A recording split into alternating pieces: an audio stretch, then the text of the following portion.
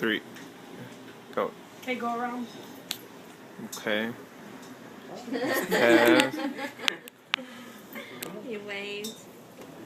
All right. Okay, go. Okay. New Rules for Women in the Military by Mabel Garcia.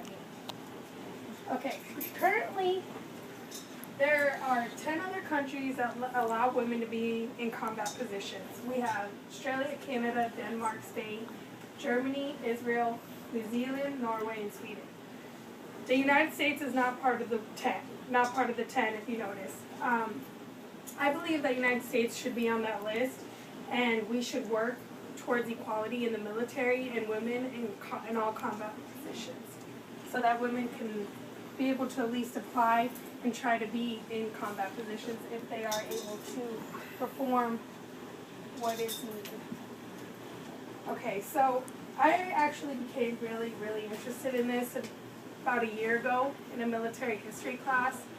I took 2 military history classes in college, and there was probably 5 minutes worth of speaking about women in the military towards the whole two semesters, so 6 months of school, and it was about 10 minutes worth of women in military. So you would think from the beginning of U.S. history to the end of U.S. history there'd be a lot more to be said about women in the military, and it's just like women are fighting for our country, but they're not being put in books or in history, and I think a lot of it has to do with the idea of that women aren't fighting for our country, we're just protecting them, or they're just nurses. Well, these are the reasons why a lot of people, politicians, generals, say that women shouldn't be in the military. The biggest one being physical abilities.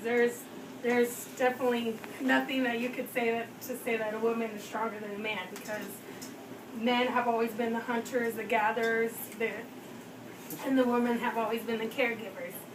So physically, they are stronger than women.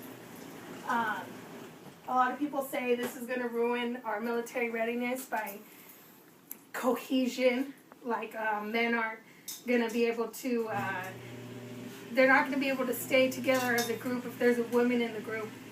But the same things were said about not having black people in the military or Latinos in the military at one point. So it's a tradition for men to take care of women and women to be taken care of. So as an American, we usually see that as a normal tradition.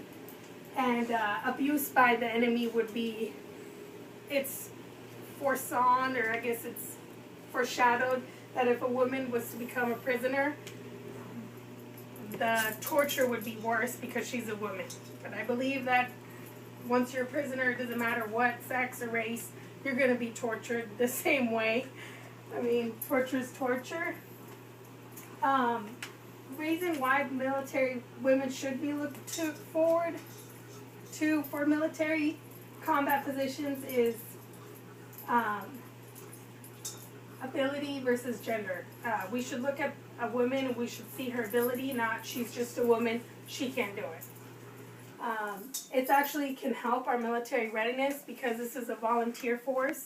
So if we have more women volunteering, then we have a larger military. You know, we can pick from a bigger pool. We can pick from more. A lot of the women nowadays are being educated, so we can pick from an educated pool too. Modern warfare actually has had a lot of women in combat lines and front combat lines. And the public support is really high to actually let women into military positions. And it also allows women currently in the military for faster career advancements. Back to physical differences. So we have half the upper body strength, women do. Our aerobic capacity is less. I think it's 30% less. We're 37% less muscle mass no matter what we do, and we can become pregnant. So that could interfere with military cohesion because you would count on that woman to be there and then she would get pregnant and have to leave.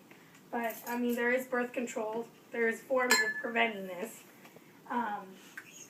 So, has been a lot of studies by the 10 other countries that say that women are actually ready to be in combat positions, and as a physical standpoint, that we can do it.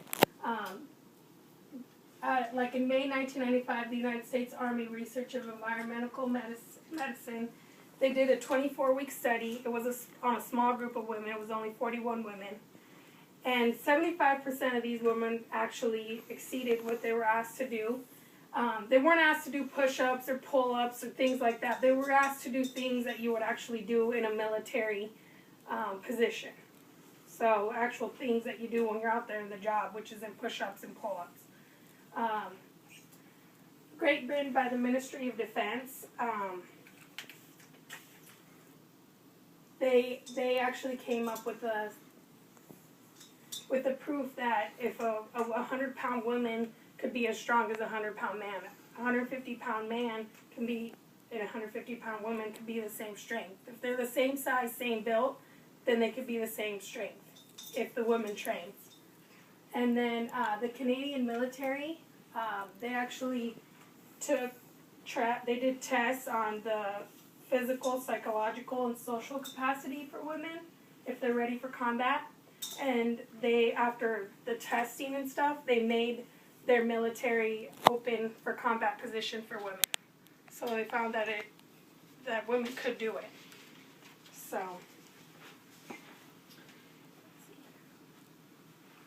okay, so we tend to think of women as caregivers and, loving, and we can't see them as killers, or, they would cry or just turn around and run away. But we have a lot of women. We also said the same thing about women being doctors and lawyers and, chief executives of Fortune 500 companies and paramedics. And we said they couldn't be firefighters or police officers or politicians, and they're currently holding all these positions. So these are stressful jobs, and they do, in a psychological sense, you have to be ready to be stressed, just like in a combat position. Women are violent. They're actually taking up the prison space as we currently speak. 2.1 million women are arrested in federal state prison because of violent charges. And they're actually growing. Their numbers are growing in federal prison more than men currently. So women are, they become more sad more fast. We see that in women, but depression actually grows at the same rate with women and men. And actually, it's 400% higher for suicide rate in men than women that have depression. So men actually commit suicide more, not more, but if they do have depression, they get the job done. They don't take pills, they just shoot themselves, and the job gets done. Suicide happens. This is all found from Cindy Shepard. She actually has a master's she received her master's in strategic studies at the U.S. Army War College. So she's got her BA, her master's paper thesis is on women in combat. So I found this on that. Like I said, it's going to help our military because we're a volunteer force. We're not being drafted. So if we can pick from a bigger pool, we can have more people to choose from. We can choose better people if we have women to choose from too. We look at ability and not just, that's a girl, she can't do it. And then we also have groups already that are all female and are in Combat Line, which is the female engagement team in the Lioness program. Okay, so the biggest thing that we tend to use is we use this Combat Line. So this is how we kept women from gaining their full rights of being able to engage in combat. We say there's a combat line, you pass this line, over here is hostile fire, over here is safe. But hundreds of female soldiers have received a combat action brigade, and that you can only get that if you're in hostile fire. So there is a lot of women that have been in these type of situations currently in this war.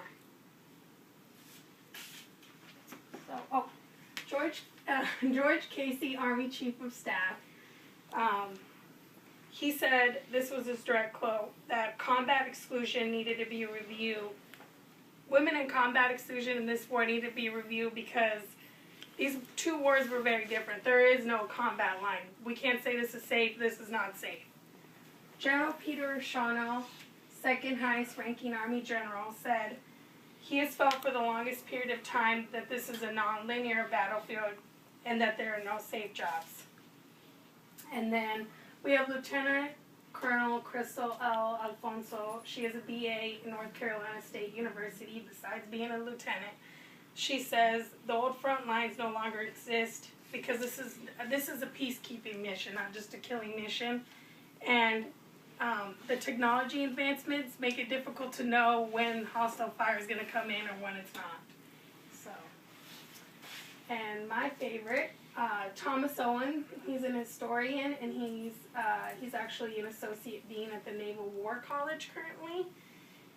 He says that women currently are allowed to perform in forward support companies, but when there is hostile fire, we're going to retreat them and move them into a safe area. But if anybody knows, or if anybody's been in war, and actually it's been written centuries ago, that the element of surprise is the biggest thing in war. So if you have the element of surprise, you're going to win the war. And if we knew when they were going to shoot at us, and we knew when it wasn't going to be safe, then there wouldn't be a war to fight. So that doesn't make sense. So 3/4 of Americans believe that women should be allowed to engage in direct combat, according to an ABC News Washington post released in March this year. So is the United States ready for the change? The United States is more than ready for the change. And I believe that the United States should once again assume a world leadership role with regard to equality, live up to its rhetoric of its principles, and demonstrate the civil party of women and men. So we should once again stand up for equality.